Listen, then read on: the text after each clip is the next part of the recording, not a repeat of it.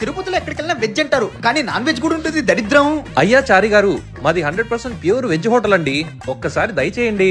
నాకు నమ్మకం లేదయ్యా. అయినా ఇది అందరూ చెప్పేది కదా. అయినా ఒక ఫీల్ ఉండాలయ్యా. అయ్యా చారి గారు, మా హోటల్ పేరు మిథునం. మిథునమా? పేరు భలే ఉందయ్యా. పద చూద్దాం. ఈ పేరు వినగానే తనికెలబర్ని గారి మిథునం సినిమా గుర్తొచ్చింది సుమి. ఆయన ఆశీర్వాదంతో తెరవబోతున్నారట. మిథునం సినిమా ప్రేరణతో మహాపుణ్యక్షేత్రమైన తిరుపతిలో మిథునం శాకాహార హోటల్ని త్వరలో ప్రారంభించబోతుంది. లోపలికి వెళ్తే అబ్బా, రంగరంగ శ్రీహరి, నారాయణ, జై వీరాంజనేయ, నారాయణ, ఏమున్నాయి ఈ చిత్రాలు సుమి. ఆహా, గరుడదేవా, నమో నమః. నారాయణ మంత్ర ధ్వనులతో ప్రదేశం ఇంత బాగుంది. ఇక మిగిలింది ఫలహారాలు. అబ్బా, మిథునంలో మా అప్పదాసు బుజ్జమ్మ బంధం లాగా ఇక్కడ స్వచ్ఛమైన 100% ప్యూర్ వెజ్ మాత్రమే దొరుకుతాయట.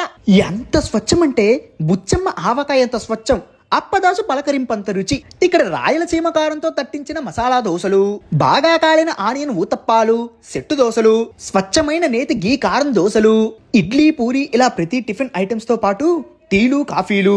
అలానే సౌత్ ఇండియన్ మీల్స్ అయితే సింపుల్ గా ఇచ్చినంత వరకు పర్ఫెక్ట్ గా ఇచ్చారంటే నమ్మండి. అలానే అన్ని చైనీస్ ఐటమ్స్, పన్నీర్ టిక్కాలు, ఫ్రైడ్ రైస్లు, రోటీలు, నాన్లు, ఇలా ఎన్నో ఉన్నాయి.